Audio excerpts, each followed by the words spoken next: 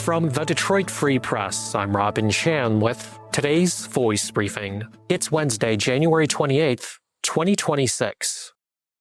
For the Detroit Free Press, I'm Keith Matheny. The winter storm this past weekend brought record cold temperatures and wind chills to Michigan, inches of snow in the southeast, and some weather weirdness. The conditions created a very vivid phenomenon over Lake Michigan known as the Meso Low, a powerful interaction of very cold Arctic air flowing over relatively warm open lake water that creates something like a hurricane, a swirling pattern of intense winds and lake-effect snow around a calm center like a hurricane eye. These meso lows only happen in very particular conditions, only in about 10% of all lake-effect snow events in the Great Lakes region. And to the north near Sault Ste. Marie, light pillars were visible in the early morning hours Sunday, columns of light appearing to rise straight skyward from streetlights. This occurs when the air is very cold and still, and tiny ice crystals are suspended like stacks of tiny flat pancakes, reflecting the light sources. And you thought it was just freezing and snowy. There's a lot going on here.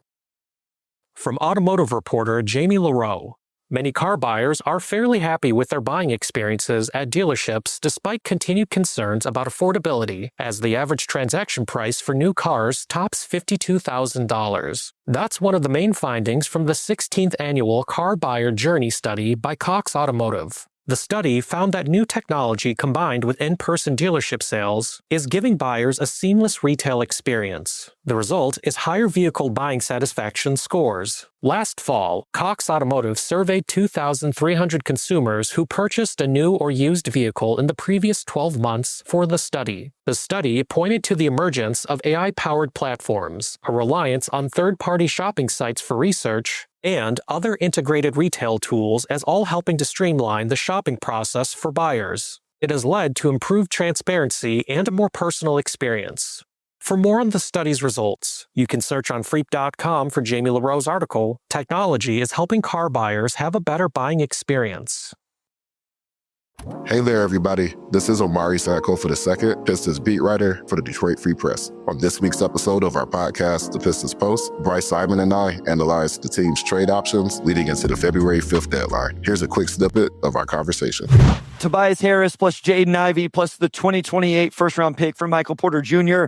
I don't think I want to trade the 2026 first. I think I'd want to keep the 2026. I do think the Pistons could I realize it's going to be at the end of the first round. I do think they could use bringing in a first-round rookie this offseason.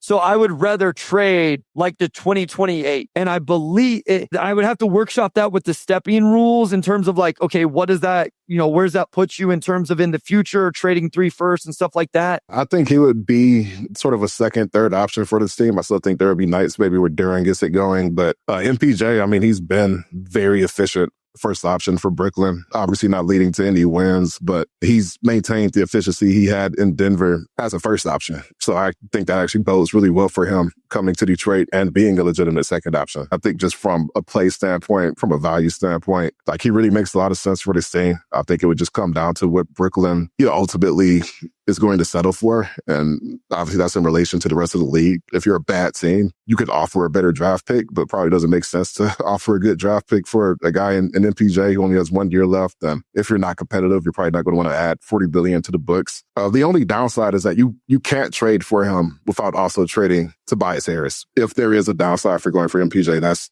to me the biggest one. That's just that you would have to part with Tobias Harris in that deal. You can hear that full conversation in this week's episode of The Pistons Post, which is available wherever you listen to podcasts. And as always, you can find our latest coverage on freak.com/sports. Find more from the Detroit Free Press on Freep.com. That's FREEP.com. Thank you for listening, and you'll hear more from us tomorrow.